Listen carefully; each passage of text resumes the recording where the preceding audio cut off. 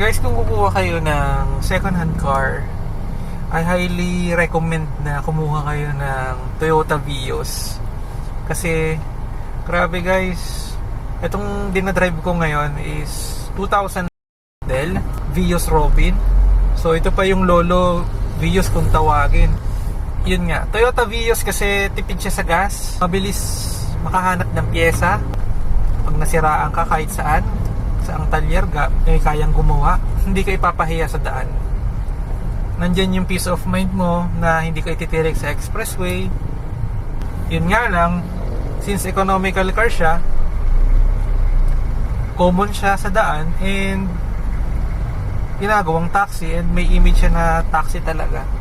Pero other than that, tanungin mo muna yung sarili mo, ano ba yung purpose kung ba tayo bibili ng second hand car. Kasi kapag na-identify nyo yung purpose, doon yung malalaman kung anong second hand car yung mas babagay sa inyo. Pero usapang practical, Toyota Vios